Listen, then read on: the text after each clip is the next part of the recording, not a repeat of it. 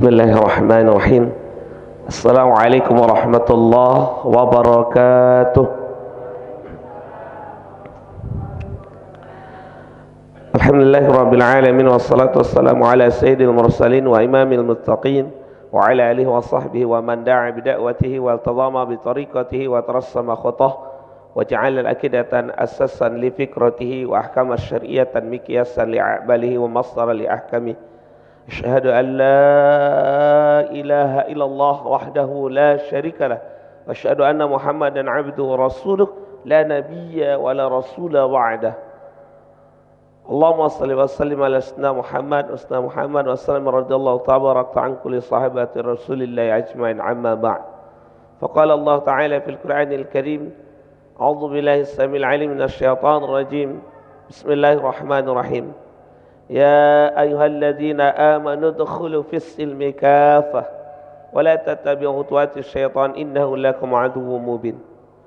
Wa qala an-nabiy sallallahu alaihi wasallam fil kitabil hadits innamal a'malu binniyat wa innamal likulli imri'in ma nawa. Faman kana hijratuhu ila Allah wa rasul fa hijratuhu ila Allah wa rasul. Wa man kana hijratuhu lid-dunya yusibuha aw imra'atin yunkihuha fa hijratuhu ma hajara ilaihi muttafaq alaih. Para alim ulama yang kita muliakan, para tuan guru kita yang kita muliakan, dan bapak pengurus yang kita muliakan, bapak-bapak imam kita, bapak-bapak, ibu-ibu sekalian, adik-adik yang anak-anak sekalian kita cintai karena Allah. Pertama, bapak ibu semua, sebagai hamba Allah yang beriman, kita bersyukur hanya kepada Allah. Faktanya begini Pak, Bu, saat ini kita hidup. Ada di sini yang mati Pak? Enggak ada Pak ya. Ibu, kalau ada datang kemari berarti mayat hidup. Dengan fakta kita hidup dan juga fakta menyatakan Bapak Ibu, tidak ada yang bisa memberi kehidupan kecuali Allah. Berarti saat ini kita nyata hidup karena diberikan oleh Allah. Kesimpulannya apa Pak Bu? Kita hidup bergantung kepada Allah. Kesadaran ini harus betul-betul hadir dalam diri kita setiap hari, setiap saat. Kita hidup bukan bergantung kepada harta, pangkat, jabatan yang kita punya, bukan kepada pekerjaan yang kita punya. Sampai ada kalimat Pak Bu kan, kalau enggak kerja matilah, enggak dapat uang matilah. Apa betul begitu? Kadang perkataan kita sederhana, tapi ternyata hati-hati dengan akidah kita. Dari fakta tadi Pak sangat jelas bahwa kita ini hidup bergantung kepada Allah. Dan kita juga ternyata secara nyata bisa dilihat langsung, bisa kita buktikan pada diri kita. Apapun yang kita buat pasti menggunakan nikmat Allah. Pasti, saya katakan pasti, karena ayatnya jelas pasti Pak. Kita melihat pakai nikmat siapa Pak? Melihat. Kita melangkah Bu, pakai nikmat siapa Bu? Allah. Kita duduk saat ini, kita mendengar pakai nikmat siapa? Allah. Kita bekerja apapun, berbuat apapun, beraktivitas apapun, kapan dan dimanapun, tidak ada kecuali pakai nikmat Allah. Ini kira-kira dahsyat sekali Pak Bu, sadaran bahwa kita itu disebut dengan ma'iyatullah, selalu beserta Allah. Artinya nikmatnya tidak pernah tidak berserta kita. Nah, kalau memang ternyata setiap saat, setiap waktu, setiap kondisi apapun, perbuatan apapun, sampai memandang saja, sampai merasa hati saja, sampai berpikir saja Pak, itu pakai nikmat Allah. Kalau sudah sadar begitu, mestinya tidak ada waktu, tidak ada saat, tidak ada aktivitas illa kecuali bersyukur kepada Allah. Syukur. Nah, bagaimana kita bisa bersyukur atas semua nikmat itu di setiap saat, di setiap waktu, di setiap perbuatan? Yang pertama, hati kita harus yakin yang tadi itu. Kita bergantung pada Allah, tidak ada aktivitas, tidak ada apapun kecuali dengan nikmat Allah. Yakin semuanya dari Allah. Yang kedua, Pak, apa yang kita harus lakukan? Setiap perbuatan kita mesti kita sesuai dengan syariat Islam. Bukan hanya sholat. Dalam rangka syukur kepada Allah itu bukan hanya sholat, bukan hanya puasa, bukan hanya zakat sesuai syariat Islam, Bu.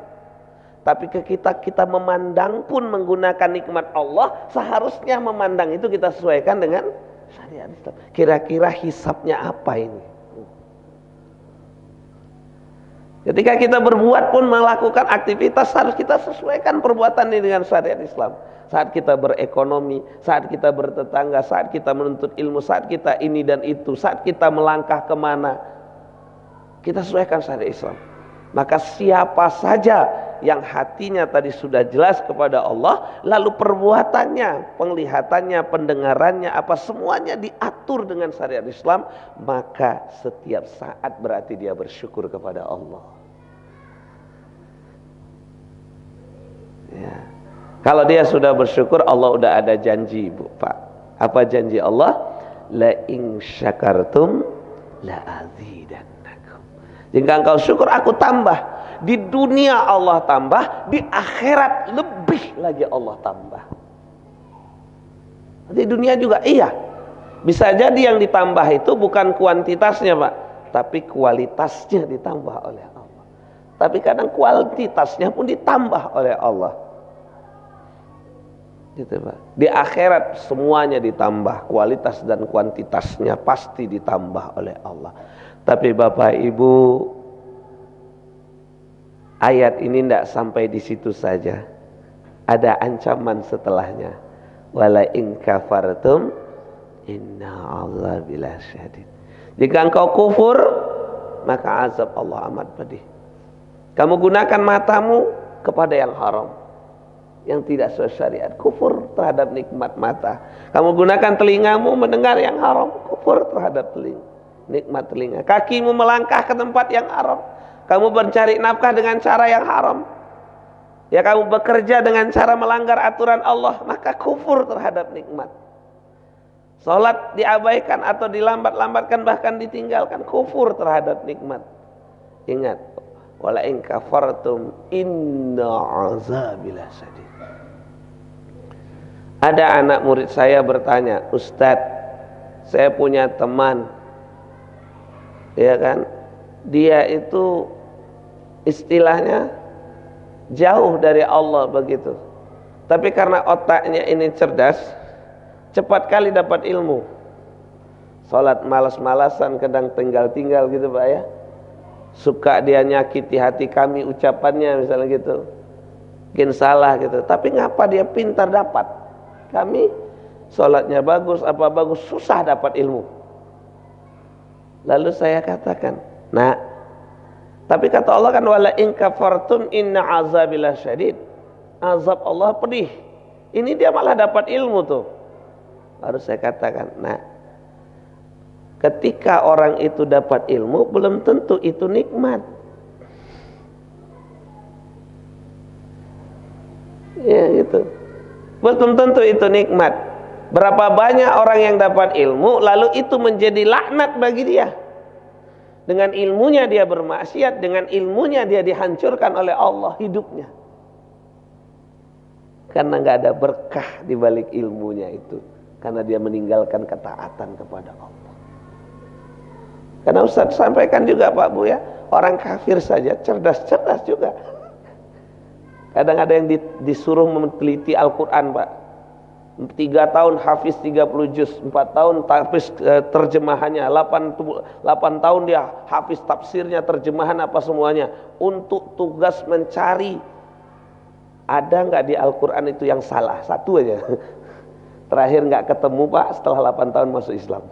Tapi sebelumnya kafir kok bisa cerdas kayak gitu coba. Jadi cerdas, pintar belum tentu nikmat. Makanya doa Rasul tentang orang menuntut ilmu, Rabbi zidna ilman warzuqna fahman. Bukan sekedar tambah ilmu, tapi ditambah oleh Allah razaqo, direzekikan pemahaman. Kalau rezeki nggak bisa dicari Pak kecuali pemberian Allah. Dia nambah ilmu kata saya, tapi tidak direzekikan pemahaman. Orang paham itu apa? Ilmu diyakini, diamalkan, itu paham. Tidak berkah. Bisa jadi orang itu cari harta Ustaz dengan cara haram, dapat. Punya rumah, punya mobil, punya ini. Saya dengan cara halal nggak dapat. Gimana itu? Belum tentu punya harta yang banyak itu nikmat. Bisa ya tadi, harta itulah sumber laknatnya Allah yang menghancurkan hidupnya. Sampai dikatakan orang yang tidak taat kepada Allah itu menerima harta itu seperti minum air laut Pak. Banyak airnya? Banyak. Yang dia minum banyak? Banyak. Yang diminum banyak, yang punya airnya masih banyak. Tapi hilangkah hausnya? Tidak pernah hilang selama-lamanya. Jadi harta banyak kita dapat, harta belum tentu nikmat kalau Allah tidak ada ridho di dalamnya. Jadi kita tidak butuh harta yang tidak diridhoi oleh Allah. Kita hanya butuh harta yang diridhoi. Sedikit pasti akan berkah. Nikmat akan datang. Anak akan jadi solih-solihah. Ini baru meninggal, harta sudah menjadi berbahaya bagi kedua anaknya. Membunuh dan sebagainya. Masih basah pusara orang tuanya Pak kan. Masih basah kuburannya. Tapi hartanya sudah diperebutkan oleh anaknya. Bahkan membunuh terjadi. Harta belum tentu kenikmatan. Kayaknya nikmat, banyak duitnya, tapi belum tentu kenikmatan, bisa jadi azab. Maka jagalah syukur kita kepada Allah, sehingga kita Allah golongkan sebagai hamba Allah yang bersyukur kepadanya. Dengan cara kita tidak bisa setiap saat, setiap waktu harus menghadirkan Allah di dalam aktivitas kita. Karena tidak ada perbuatan, tidak ada aktivitas, tidak ada kondisi keadaan, dan tiada kehidupan kita kecuali kita bergantung kepada Allah. Dan kalau mau terus bersyukur, pakailah syariat Allah dimanapun kapanpun kita berada. Bapak Ibu yang dimuliakan oleh Allah, selawat dan salam kepada junjungan alam Nabi besar Muhammad sallallahu alaihi wasallam dengan lantunan Allahumma salli ala Sayyidina Muhammad wa ala ali Sayyidina Muhammad, dan salam pada beliau, assalamu alaika ya Rasulullah, dan salawat dan salam pada keluarga beliau, para sahabat, dan seluruh kaum muslim yang setia mengikuti Rasulullah hingga akhir zaman, termasuk kita di dalamnya, semoga amin ya rabbal alamin. Bapak Ibu yang saya muliakan, pada malam yang sangat mulia ini kita akan bersama-sama, termasuk saya juga pribadi, memuhasabah diri. Sebenarnya setiap hari Pak Bu, kalau kita lihat penjelasan tentang beristighfar dan bertaubatnya Rasulullah itu setiap hari, ya kan, 70 sampai 100 kali Pak. Berarti setiap hari dia beristighfar, minta ampun sama Allah, dan bertaubat. Bertaubat itu kan tentu memuhasabah dulu diri setiap hari. Ini kita ya insya Allah setiap hari sudah Bapak Ibu muhasabah nih malam kita sama-sama. Kenapa kita mesti memuhasabah diri? Mungkin saya mengingatkan kembali ke diri saya dan kita semua hakikat kehidupan ini. Hakikat kehidupan kita Pak.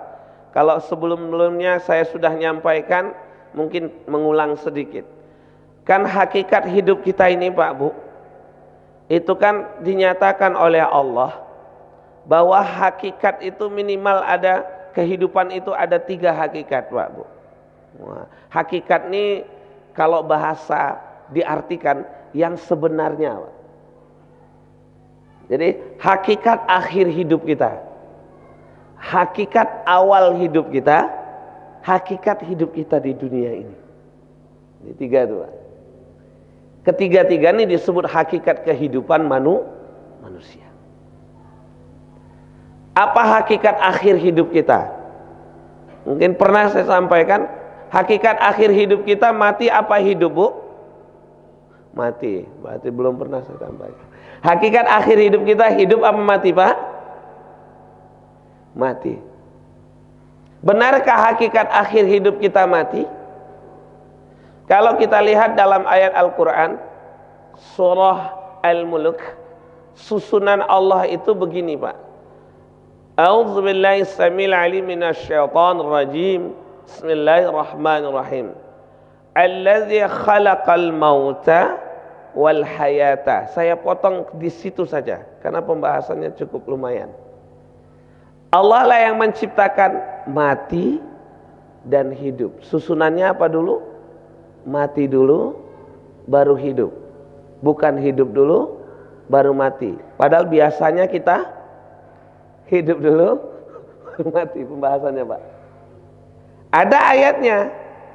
Apa ayatnya? Innas salati wa nusuki wa mahyaya wa mamati, kan hidup dulu baru mati. Lillahi rabbil alamin. Susunannya beda, Bu, Pak.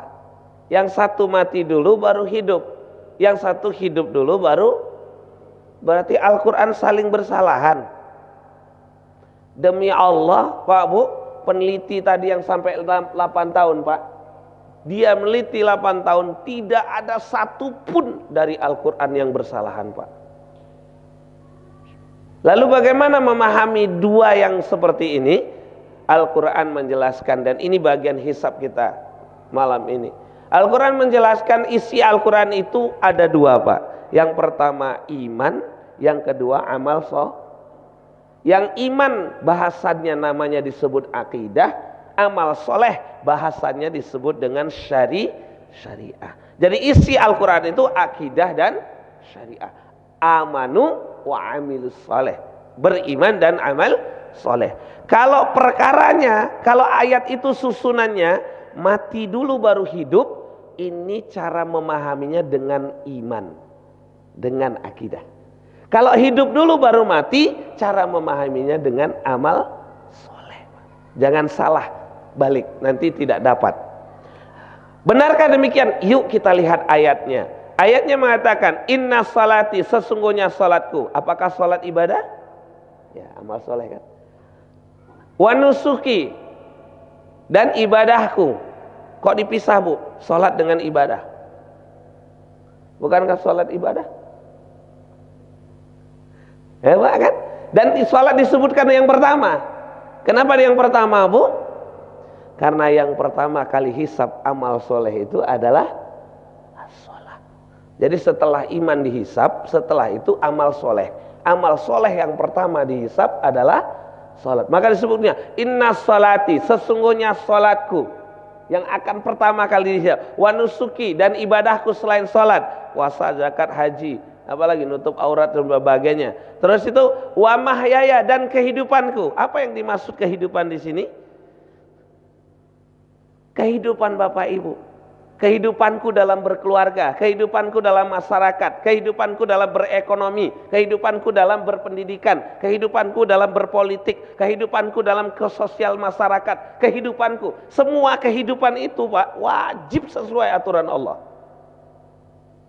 Jadi inna salati wa nusuki wa mahyaya wa mamati, bahkan kematian yang akan aku tuju, lillahi rabbil alamin. Ini kuperuntukkan kepada Allah Rabbul alamin, Tuhan semesta. Nah, jadi kalau susunannya hidup dulu baru mati, berarti amal soleh. Tapi kalau mati dulu baru hidup, ini bicara akidah. Lihat ayatnya, allazi khalaqal mauta wal hayata. Dialah Allah yang telah menciptakan mati dan hidup. Ada amal solehnya di situ, Pak? Nggak ada. Itu perkara apa? Perkara yakin apa enggak? Perkara Pertanyaannya, percaya, yakin gak Allah yang mematikan? Yakin gak Allah yang menghidupkan? Maka Allah kata, Alladzi khalaqal mauta wal haya. Dialah Allah yang menciptakan mati dan hidup. Jadi perkara yakin, keimanan. Dan susunannya Bu, masalah keimanan susunannya mati dulu baru hidup. Berarti yang terakhir dari susunan hidup apa mati? Hidup, karena mati dulu baru hidup. Dari sini menjelaskan hakikat akhir hidup kita adalah hidup Bu. Hidup Pak, bukan mati.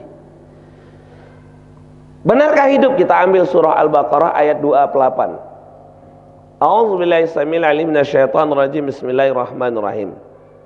Kaifa takfuruna billah wa kuntum amwatan yakum summa yumitukum summa yuhyikum summa ilaihi turja'un. Subhanallah Bapak Ibu, kita sudah hafal. Kaifa takfuruna billah, kenapa engkau kufur kepada Allah? Itu tadi Pak, enggak mau taat sama Allah, enggak mau puasa, enggak mau zakat, enggak mau nutup aurat, enggak mau berekonomi yang halal sesuai syariat, enggak mau bergaul sesuai syariat Islam. Ya kan? Kenapa kau kufur kepada Allah? Kata Allah, kaifa takfuruna billah wa kuntum amwatan, padahal kamu dulu mati dulu disebut. Fa ahyakum, lalu dihidupkan. Summa yumitukum, lalu dimatikan. Summa yuhyikum, lalu dihidupkan. Summa ilaihi turja'un, ada mati lagi. Berarti akhir hidup kita hidup. Dulu kita mati, lalu dihidupkan. Kata dihidupkan berarti ada yang menghidupkan. Siapa yang menghidupkan? Allah. Lalu setelah hidup sekarang nih Bu, summa yumitukum, lalu dimatikan. Siapa yang mematikan? Allah. Lalu dari mati dihidupkan, summa yuhyikum, lalu dihidupkan. Kata dihidupkan berarti ada yang menghidupkan. Siapa menghidupkan? Allah. Sudah hidup di akhirat, ada mati lagi? Berarti akhir hidup kita hidup apa mati? Hidup, bukan mati. Gitu Pak. Bapak sholat untuk hidup apa untuk mati? Untuk hidup. Kapan dihisap sholatnya Pak? Saat mati apa saat hidup? Saat hidup di akhirat. Ya Bu? Ibu di rumah ngurusi anak, ngurusi pakaian suami, makan suami, rumahnya suami yang ditempati. Itu untuk hidup apa untuk mati Bu? Untuk hidup di dunia dan untuk hidup hisapnya di akhirat. Dua hidup itu Pak. Yakinlah Bapak Ibu sekalian, semua ibadah yang kita laksanakan pasti akan ada hasilnya di dunia ini dan lebih besar lagi hasilnya di akhirat. Gak ada ceritanya Pak, gak ada hasil di dunia. Bapak sholat pasti ada pengaruhnya kehidupan dunia Bapak. Makin bagus sholatnya, makin taat sholatnya, makin jauh dari kemaksiatan. Inna salata tanha, mana ada tanha anil fahsya'i wal munkar di akhirat? Ya kan? Itu fungsi di dunianya. Makin taat, makin salat, makin apa, makin baik perilaku, makin baik akhlak, makin datang berkah dari Allah di dunia. Di akhirat salatnya akan membawa dia ke surganya Allah. Itu. Kita ibadah untuk hidup, bukan untuk mati. Dua hidup yang disebutkan oleh Allah di situ kan. Pertama kamu mati, lalu hidup. Setelah hidup, mati. Setelah mati, hidup. Berapa? Dua kali hidupnya. Ini jadi apa dia? Dua kali hidupnya Pak. Wa ilaihi turja'un Bu. Dan kepadanya, nyanya itu siapa? Allah. Mati, siapa yang menghidupkan? Siapa yang mematikan? Siapa yang menghidupkan lagi? Kepadanya, kepada siapa kembali? Allah. Allah, Allah, Allah, Allah. Lalu pertanyaannya, ada nggak Allah selama ini dalam hidup kita? Kita berjalan bersama Allah enggak kita selama ini? Kita berdagang bersama Allah enggak kita selama ini? Nah, ini makna dari salah satu makna la ilaha illallah Muhammad Rasulullah. Dijelaskan ma'iyatullah. Ma'iyatullah ammah, ma'iyatullah khassah. Bersama Allah enggak kita? Siapa yang berdagangnya make aturan Allah dan dia sadar itu aturan Allah dan dia melakukan karena Allah, maka dia sudah ma'iyatullah khassah, hubungan khusus bersama Allah. Jadi bukan hanya sholat Pak, bukan hanya puasa. Ibu nyuci piring, cuci piring Ustaz, ma'iyatullah khassah, bisa. Kenapa ibu nyuci piring? Kalau karena Allah, karena saya seorang istri diperintahkan oleh Allah untuk mengurusi rumah suami, itu kan ummun warabatul bait, taat kepada Allah, taat kepada suami selama sesuai dengan aturan Allah, dan dia lakukan bukan karena suami, dia lakukan bukan karena pujian orang, dia lakukan karena Allah yang memerintahkan saya sebagai seorang istri, maka saya hidup bersama Allah saat itu. Ya, ma'iyatullah, berserta Allah. Adakah Allah dalam hidup kita? Padahal kita tadi dari Allah, hidup untuk Allah, kembali kepada Allah. Kadang-kadang Allah diabaikan Pak. Ingin dapat pekerjaan ya Pak ya, tidak bisa kecuali menyogok Allah, ditinggalkan. Ini hati-hati ya. Ingin punya anak sekolah tinggi, dokter berkualitas, nggak bisa masuk kecuali harus melanggar aturan Allah. Dilanggar tuh aturan Allah. Pada sangat jelas tadi, yang akan menghidupkan Allah, mematikan Allah, menghidupkan Allah, kamu juga kembali ke Allah. Hati-hati, kembali kepada Allah. Dan ternyata kembalinya nggak satu model Pak, kembalinya dua model kembalinya kepada Allah itu. Ada yang kembali kepada Allah mendapat rahmat Allah, mendapat ridho Allah, masuk surga. Ada yang kembali kepada Allah mendapat azab Allah, masuk neraka. Kalimatnya kembali juga disebutkan oleh Allah. Ya, sebagaimana dalam surah Al-Baqarah itu, Allah berfirman, "Afatu'minuna bi ba'dil kitab wa takfuruna bi ba'di. Fama jazaa'u may yaf'alu dzalika illa khizyun fil hayatid dunya wa yaumal qiyamati yuradduna ilal asyaddil 'adzab." Gitu kalimat Allah Pak. Apa tu'minuna bi ba'dil kitab? Apakah kamu beriman kepada sebahagian isi Alkitab, Al-Qur'an, lalu meninggalkan sebahagiannya? Sholat pakai Islam, puasa pakai Islam, zakat pakai Islam, berpakaian nggak pakai Islam. Pergi ke masjid aja pakai Islam. Kalau di jalan nggak pakai Islam, di mall nggak pakai Islam pakaiannya, apalagi di pinggir pantai. Ya kan? Ya nggak pakai Islam. Misalnya berekonomi nggak pakai Islam, nggak peduli halal haram. Bersistem negara, berpolitik nggak pakai Islam. Jilat sana, jilat sini, sikut sana, sikut sini, injak bawah dan sebagainya, loncat. Ya kan, serangan fajar, serangan subuh, serangan apa lagi? Serang balik. Ya, karena kalau serangan fajar masih ada yang lawan Pak, pasal serang balik lagi. Kalau enggak lepas. Enggak pakai Islam, enggak pakai aturan Allah. Ya, dipisah. Ketika masalah sholat pakai Islam, ketika masalah puasa pakai Islam, ketika masalah zakat pakai Islam, ketika masalah haji, hajinya Islam, tapi duitnya bisa dipakai yang lain. Ada haji pun kena juga dah Pak, nggak pakai Islam pengelolaannya. Ini nauzubillah dah Pak ini. Apa tu'minuna bi ba'dil kitab? Apakah kamu akan beriman kepada sebagian kitab, kufur kepada sebagian? Fama jazaa'u may yaf'alu. Tidak ada balasan bagi orang yang melakukan begitu, nggak ada balasannya Bu. Kalau sampai situ ayatnya, nggak ada balasannya, santai aja. Tapi kata illa, ada kata illa, hanya. Illa khizyun fil hayati dunya, kecuali sempit hidupnya di muka bumi ini, di dunia. Tengok umat Islam sempit hidupnya. Kenapa? Karena nggak pakai Islam secara kafah.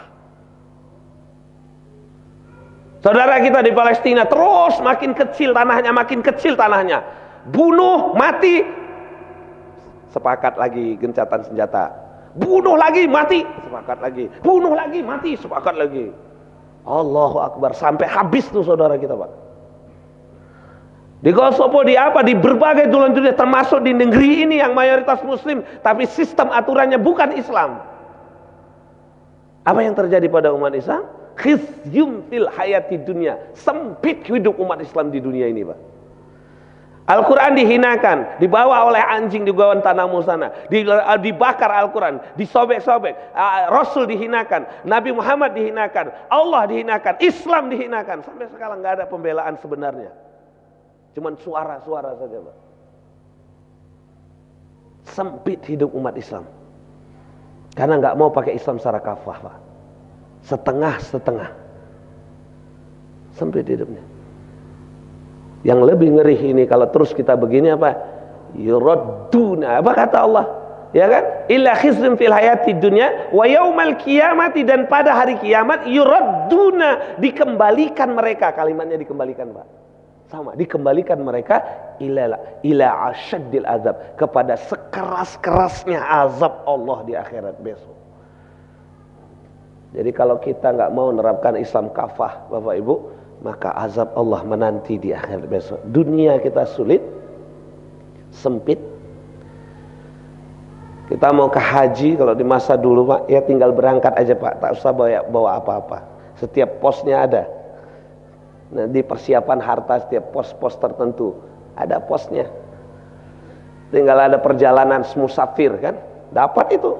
Perjalanan sampai ke Mekah sana tanpa uang, tanpa apa, bisa masa dahulu. Tapi sekarang enggak. Apalagi kita semuanya pakai ini, paspor dan sebagainya. Padahal muslim ke muslim, wilayah muslim ke wilayah muslim. Karena tidak sesuai syariat Allah. Ini na'udzubillah. Jadi akhirnya sempit kehidupan kita. Antara kita dengan kaum muslimin yang lain terpisah. Terpisah wilayah, terpisah negara, terpisah aturan, terpisah ini sebagainya. Sementara di akhirat yuradduna ilal asadillah, ini akan dikembalikan dalam sekeras-kerasnya azab Allah. Bagi siapa? Bagi yang tidak mau menerapkan Islam kafah, memperjuangkan Islam kafah, memahami Islam kafah, tidak mau menjalankan Islam secara kafah. Tapi insya Allah Bapak Ibu di sini akan menjalankan itu. Insya Allah kita akan terbebas. Walaupun belum tegak, tapi perjuangannya dari awal, ya. Bapak Ibu yang muliakan oleh Allah, jadi kembalinya dua, bukan hanya kembali kepada dalam keadaan berkah tadi, tapi yuraddu, dikembalikan dalam asyadil azab, bisa jadi dalam sekeras-kerasnya azab di yaumil akhir. Jadi apa? Hakikatnya apa, Bu? Hakikat akhir hidup kita adalah hidup. Ketika hidup di akhirat, kembali kepada Allah. Kalau nggak kembali dalam berkah rahmat Allah, ridho Allah, kembali dalam azab. Untuk itu, kapan kita hisapnya diri? Nanti di akhirat atau sekarang? Itu sekarang. Ya, Bu, ya. Di akhirat apa sekarang? Sekarang. Ya. Terus apa hakikat awal hidup kita? Hakikat awal hidup kita singkat saja, ya adalah mati. Jadi kita awalnya tidak ada. Hakikat awal, maka susunannya mati dulu baru hidup. Kaifa takfuruna billah wa kuntum amwat, mati juga kan, fa ahyakum, lalu dihidupkan. Jadi kita awalnya mati, tidak ada, Bu. Dulunya kita tidak ada. Siapa yang mengadakan jasad kita? Allah. Siapa yang mengadakan ruh kita? Allah. Siapa yang menciptakan kita? Allah.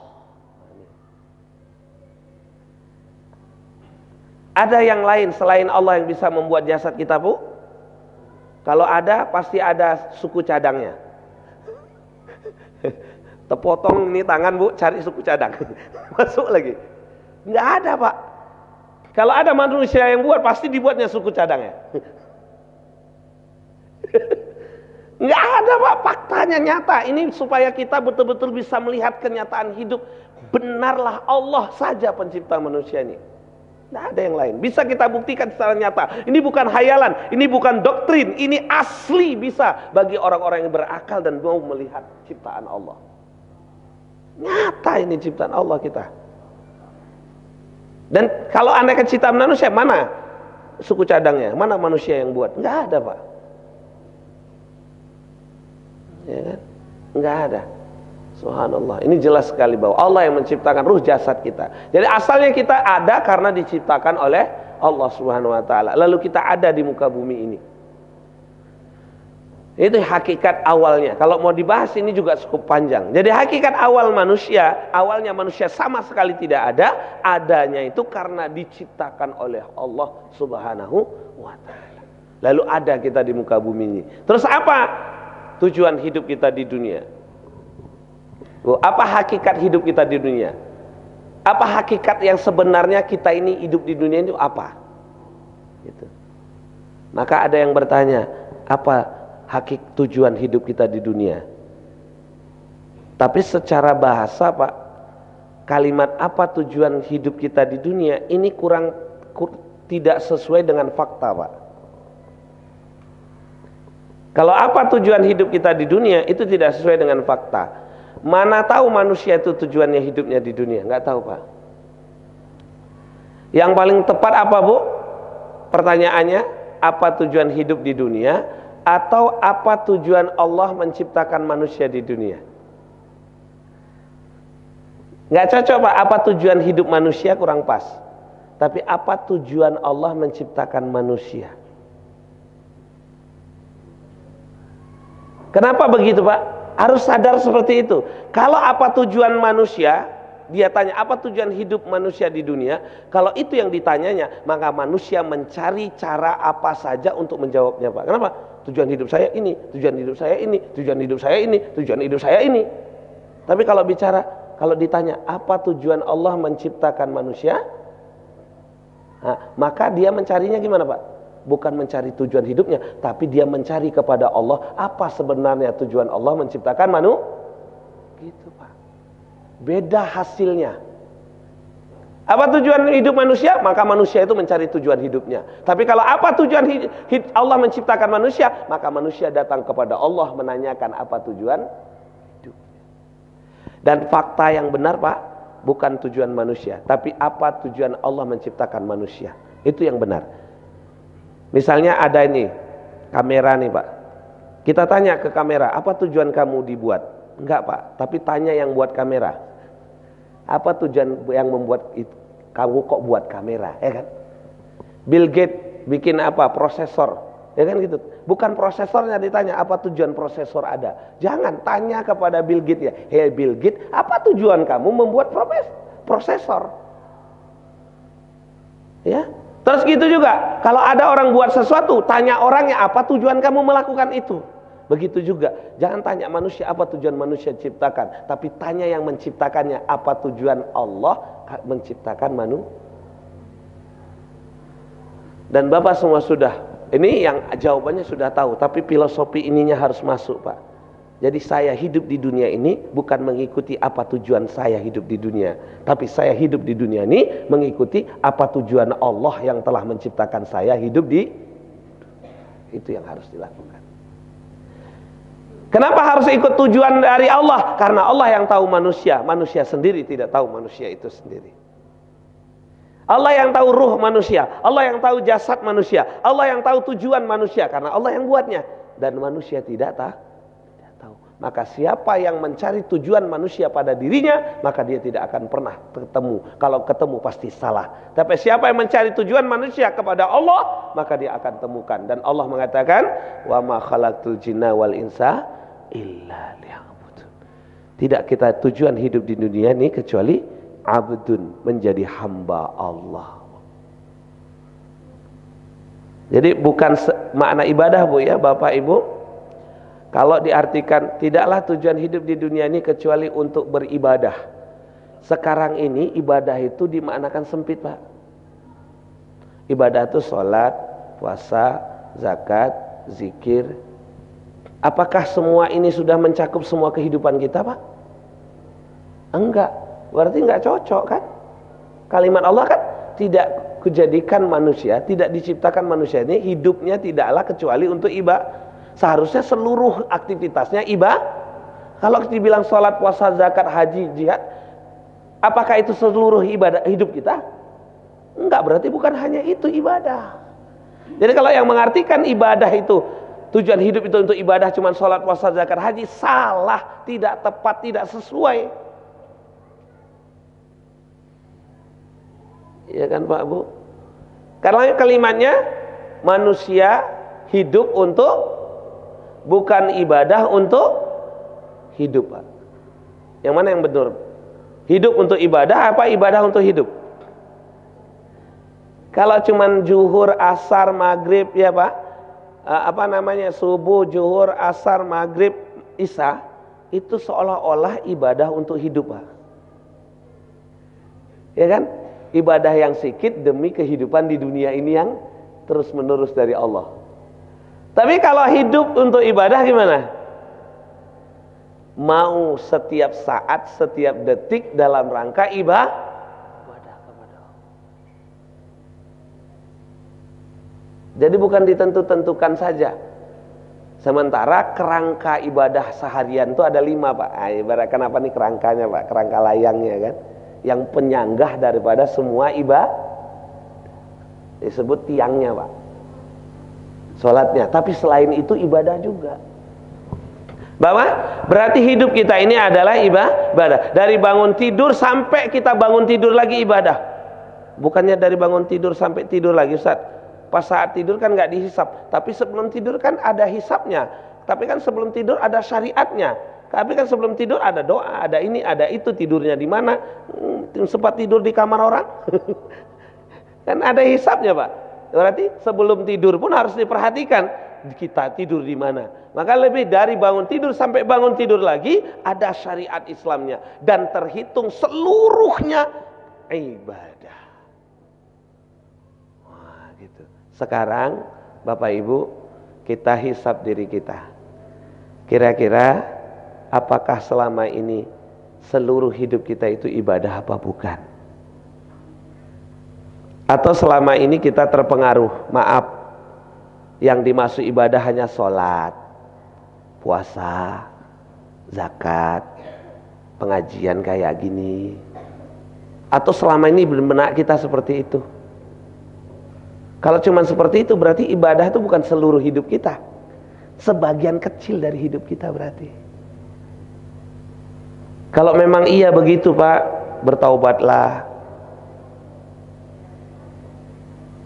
Jadi ibu beli cabai, Bu, ya kan? Ibadah nggak, Bu? Selama ini terasa ibadah nggak? Kalau sekarang sebut ibadah, alhamdulillah. Semoga sampai di rumah begitu juga. Ya kan? Jual beli ada nggak syariatnya, Bu? Ada. Yang dibeli yang halal atau tidak halal ada syariatnya. Semua ada. Maka hari ini kita hisab 2 hal, Bu, Pak.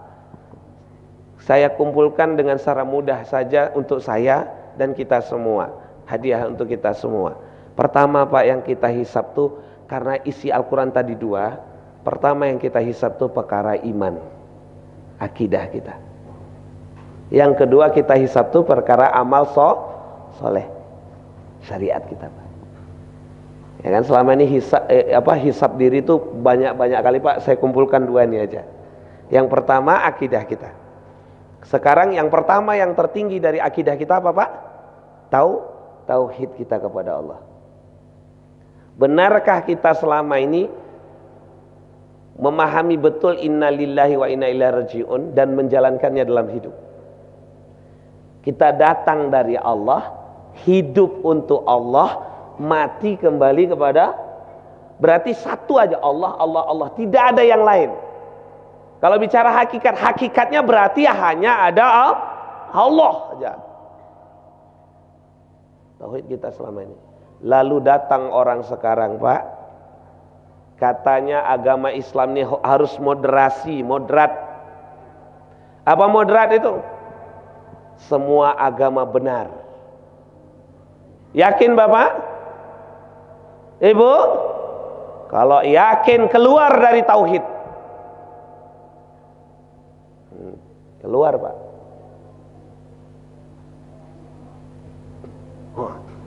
Inilah dia, semangat betul, Pak.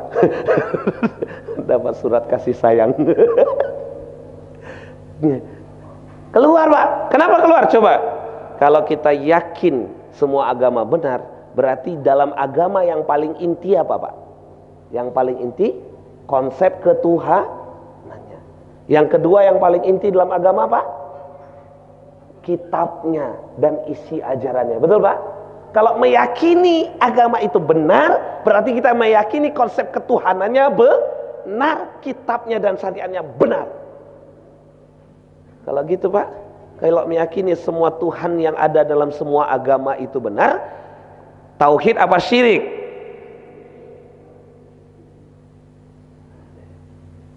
Ini kita hisap nih Pak. Saya kemarin ke daerah Inhu itu udah begitu, udah resah mereka Pak dengan ajaran yang seperti ini. Masuknya melalui sistem Pak, lebih berat moderasi ini. Anak-anak kita diajarkan ke sana. Islam mana ada moderat-moderat Pak? Islam mana ada fundamental radikal? Mana ada Pak? Radikal moderat mana ada Islam itu Pak? Sekuler nggak ada Pak. Islam itu satu dari Allah kepada Nabi Muhammad. Islam itu tidak ada Islam Arab, Islam Barat, Islam apa nggak ada Pak. Islam Nusantara nggak ada. Islam itu cuma satu. Islam itu bukan dari Nabi Muhammad. Islam itu bukan dari budayanya Arab. Islam itu dari Allah. Allah katakan Inna anzalnahu, Allah turunkan kepadanya gitu. Inna anzalna, diturunkan. Wa nazzalna alaikal kitab, kami turunkan Alkitab, Al-Quran, tibyana likulli syai'. Syahrul Ramadan alladzi unzila, kami turunkan, bukan datang dari Arab Pak. Nggak ada. Lalu ada yang mengatakan ambil Islamnya, buang Arabnya. Adakah Islam Arab jadinya itu? Ini tauhid Pak. Mari kita hisab tauhid kita, mari kita hisab iman kita. Jangan sampai kita ini yang disebut sinkretisme, semua agama sama. Tidak benar. Agama yang benar hanya Islam. Agama yang diterima hanya Islam. Inna dina indallahil Islam. Wa raditu lakumul Islam madina. Aku ridhoi Islam sebagai agama kamu. Berarti maknanya selain Islam tidak diridhoi. Tegaskan ke anaknya Pak, tegaskan ke cucunya Bu. Jangan sampai mereka keluar dari tauhidnya, dari akidahnya. Mari kita hisab pada diri kita. Kita sudah terpengaruh apa belum ini? Ini dahsyat nih. Ini dibilang radikal nanti Pak. Ya apa adanya Pak. Ayatnya sudah jelas. Ini tauhid Bapak. Jaga betul tauhid kita. Ini kalau tauhid nggak bisa Pak. Salah sedikit langsung masalah. Iya Pak. Kalau nggak kafir syirik. Nggak bisa Pak. Jangan beralih. Tuhan hanya Allah. Kalau kita yakini agama lain benar, berarti meyakini Tuhannya. Berarti ada Tuhannya tiga, ada Tuhannya yang patung yang gendut, ada yang kurus, ada yang tangannya yang banyak. Itu awak yakin semuanya jadinya. Kalau kita percaya agamanya benar, jadi yakin kita. Yang paling benar dari semua agama adalah keimanannya itu. Kalau itu kita benarkan, berarti membenarkan keimanannya. Syirik kita Pak. Jangan biarkan anak kita itu meyakini bahwa semua agama yang benar hanya Islam. Ini radikul, enggak ada radikul ini dari dulunya, dari Rasulnya begitu, dari Nabi. Begitu radikulnya kapan pula? Nah, ini parah ini. Nauzubillah min dzalik. Mari kita hisab diri kita bahwa jangan beralih hati kita kepada selain Allah. Jangan beralih hati kita kepada selain agama Islam, karena satu-satunya agama yang benar di sisi Allah, inna dina indallahi Islam. Tidak ada yang lainnya diterima oleh Allah. Wa may yabtaghi ghayra Islam dina fala yuqbala minhu. Dan siapa yang nanti di akhirat kembali kepada Allah mengambil selain Islam sebagai dinnya, agamanya, dia ambil agama lain selain Islam sebagai agamanya, fala yuqbala minhu, maka tidak akan pernah Allah terima darinya di akhirat besok. Nah, ini, maka kita hisab diri kita, jangan sampai kita tauhid kita kenapa. Yang kedua syariat. Bapak Ibu, ada syariat ini yang dikerjakan secara individu. Ada berkelompok, ada bersistem negara. Maka nanti berkahnya Pak, kalau individu dia solih, solihah. Kalau keluarga nanti berkahnya apa Bu? Pak? Sakinah, mawadah, warahmah. Kalau negara berkahnya jadi apa Pak? Baldatun, toyibatun, warabun ghafur. Kalau dunia berkahnya jadi apa Pak? Wama arsalnaka illa rahmatalil. Tidak bisa wujud itu semua kecuali pakai syariat Islam. Nah sekarang kalau Bapak Ibu mau berkah rumahnya sakinah mawadah warahmah, pertanyaannya, selama ini di rumah itu pakai syariat Islam enggak? Siapa pemimpin di rumah? Ibu apa bapak? Kalau ibu berarti enggak pakai syariat Islam. Itu Pak. Bapak, kalau bapak yang cari nafkah siapa nih? Yang wajib cari nafkah, ibu apa bapak? Kalau ibu berarti nggak pakai syariat Islam. Sang bapak dipaksanya ibu cari nafkah. Karena pakai syariat Islam itu berarti. Ibu boleh aja bantu suami jika suami izin. Suami nggak boleh nyuruh istri cari nafkah. Karena wajib cari nafkah siapa? Suami. Itu Kak. Itu pakai syariat Islam. Bagaimana syariat Islam dalam keluarga selama ini? Mohon maaf, apakah sudah belajar tentang syariat Islam tentang keluarga? Jika belum Pak, hisab diri kita. Berarti kita selama ini berkeluarga, maaf, tanpa pakai ilmu yang berasal dari syariat Islam. Jalan aja Pak. Cocok iya, nggak cocok udah. Hisab lagi. Cocok iya, nggak cocok udah. Harus kita perbaiki Pak. Ya. Berlingkungan juga begitu, berhidup begitu, karena waktu sudah habis, jadi ini panjang namanya. Jadi saya mohon maaf. Jadi intinya Pak Bu, hisablah diri kita pertama, akidah kita, supaya tidak seperti judul itu, merasa suci ya kan. Tipu daya hati.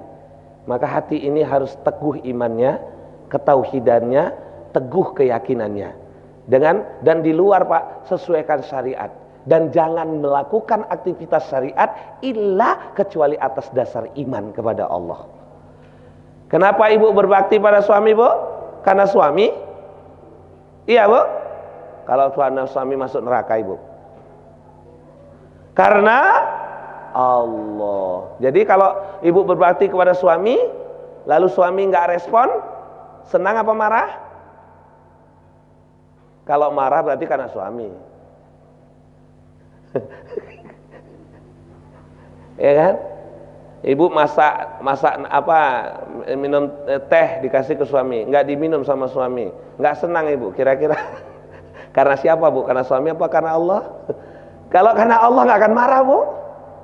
Saya sudah berbuat karena Allah, saya sudah masakkan, berapa pahala saya, waktu saya sudah, apa saya sudah. Lalu ketika saya letakkan itu minum, suami tidak minum, itu perbuatan dia yang akan dihisap oleh Allah. Itu ridho Allah untuk dia, ridho Allah untuk saya sudah jalan. Ketika suami tidak minum, ditutupkan. Karena aku sudah dingin, datang suami, sudah dingin wahai suamiku, mau diminum dingin atau mau saya panaskan lagi? Yang lain, tambah pahala baru Bu, kalau karena Allah. Tapi kalau nggak karena Allah, lain ceritanya Pak. Gitu juga berbakti ke orang tua selama ini karena Allah apa bukan? Kalau karena Allah, selesai Bu. Tapi kalau nggak karena Allah, kenapa cari duit banyak? Kenapa menipu nih? Nggak apa-apa, yang penting orang tua senang. Dia kasih duit ini, duitnya padahal dari yang haram, nggak penting, yang penting orang tua senang. Nah itu kalau nggak karena Allah. Tapi kalau karena Allah, apa yang dia punya atau yang dia mampu, apa yang dia bisa dia berikan. Kenapa? Karena Allah yang memerintahkannya, dan dia akan menjaga aturan Allah, gitu Pak. Hidup ini karena Allah, aktivitas karena Allah. Mungkin ini yang bisa saya sampaikan. Maka semoga berkah pertemuan kita ini, ya. Hakikat akhir kita adalah kembali kepada Allah. Saya berdoa pada diri saya dan kita semua, semoga kita kembali kepada Allah dalam bentuk rahmat dan ridho Allah di dalam sorga, dan saat di sorga kita sama-sama bisa melihat zat Allah langsung di yaumil akhir kelak. Amin ya rabbal alamin. Wassalamualaikum warahmatullahi wabarakatuh.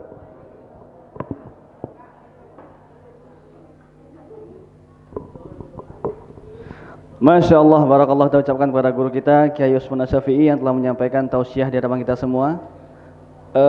Bapak dan Ibu sekalian, mohon kuenya jangan dibagikan dulu.